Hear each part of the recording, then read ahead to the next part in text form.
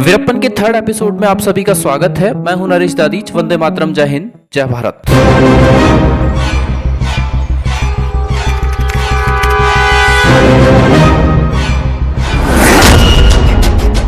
दोपहर अपने कामों में व्यस्त के विजय कुमार के पास एक कॉल आता है और कॉल पर थी तमिलनाडु की सीएम जयललिता।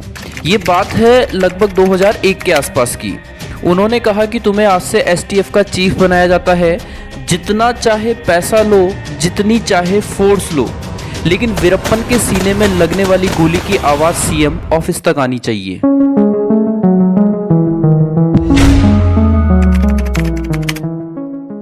के विजय कुमार इंडिया के मोस्ट टैलेंटेड आईपीएस ऑफिसर्स में से एक है। इन्होंने सेंथामराई कन्नन को अपने साथ लिया और वीरप्पन को मारने के लिए पूरा रोड मैप तैयार करा। के विजय कुमार ने बड़ी ही रणनीति के साथ गेम खेला। इन्होंने क्या करा, एसटीएफ के जवानों की छोटी छोटी टुकड़ियां बनाई और इसके बाद में इन्होंने वीरप्पन के ऊपर छोटे छोटे हमले करना स्टार्ट करे, जिससे उसकी जो 100 लोगों की गैंग थी वो केवल 10 से 12 लोगों तक सिमट कर रह गई। के विजय कुमार ने पुलिस वालों और एसटीएफ के जवानों को समझाया कि आप गांव वालों को डराओ मत, आप उनसे संपर्क बनाओ, उनका मन जीतो, क्योंकि गांव वालों से ज्यादा वीरप्पन के बारे में कोई नहीं जानता है। एसटीएफ के जवानों ने भी, किसी ने गार्ड बनकर, किसी ने मिस्त्री बनकर, किसी ने ठेले वाला बनकर वीरप्पन और उसके आसपास के गांवों में घुसपैठ करना स्टार्ट करा। इसी बीच एक कहानी ये भी आती है कि वीरप्पन की पत्नी मुथुलक्ष्मी जिस गाँव में रहती थी, उसके पास में एक लेडी कांस्टेबल को नॉर्मल ड्रेस के अंदर रखा जाता है ताकि वीरप्पन के बारे में और जानकारी निकाली जा सके। देखिए, के विजय कुमार जो थे वो इस बात को बहुत अच्छे से जानते थे कि अगर उन्हें वीरप्पन को पकड़ना है तो उन्हें उसको जंगल से बाहर लाना पड़ेगा और इसके लिए उन्होंने एक ट्रैप तैयार करा। प्लानिंग के अकॉर्डिंग एसटीएफ के 2 जवान पहले ही वीरप्पन की गैंग में शामिल किए जा चुके थे। इसी बीच वीरप्पन की एक आंख में दिक्कत होने लगती है, क्योंकि जब वो अपनी मूंछों की डाई कर रहा था तो उस डाई के कुछ छींटे उसकी आंख में चले गए और उसे आंख का ऑपरेशन कराने के लिए जंगल से बाहर आना था। और इसी बात का पता के विजय कुमार को चलता है। पुलिस का एक व्हीकल तैयार किया जाता है जिसे एम्बुलेंस का रूप दिया जाता है और इसके अंदर 2 ड्राइवर, जो पहले से ही एसटीएफ के जवान जो वीरप्पन की गैंग में शामिल हो चुके थे, सर्वनन और वेलादुरई थे। के विजय कुमार अपनी पुस्तक चेजिंग द ब्रिगेड में लिखते हैं कि उन्होंने इस ऑपरेशन की प्लानिंग पूरे 10 महीने तक करी थी। 3 हफ्ते तक उन्होंने इसका ट्रायल करा और जिस दिन इस ऑपरेशन को होना था उस दिन के विजय कुमार अपनी जरूरत का सामान भी नहीं याद कर पा रहे थे कि उन्होंने कहाँ पे रखा है। तारीख आती है 18 अक्टूबर 2004।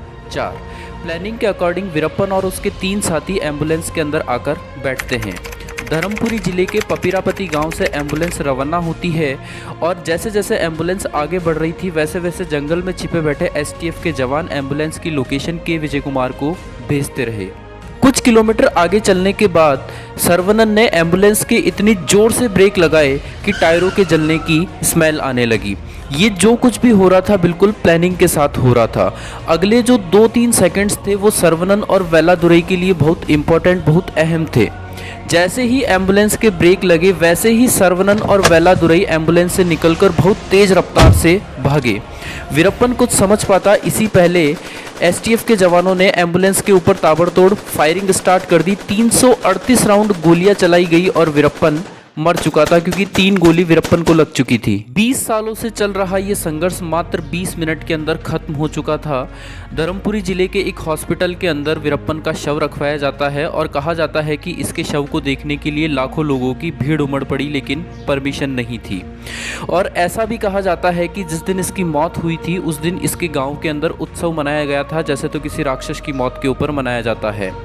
इस वीडियो को देखने के बाद कई सारे लोग ऐसे होंगे जो वीरप्पन के प्रति सहानुभूति या फिर सिंपैथी दिखाएंगे, लेकिन मेरे हिसाब से जो इंसान अपने फ़ायदे के लिए अपनी बेटी को मार सकता है, he doesn't deserve any kind of respect.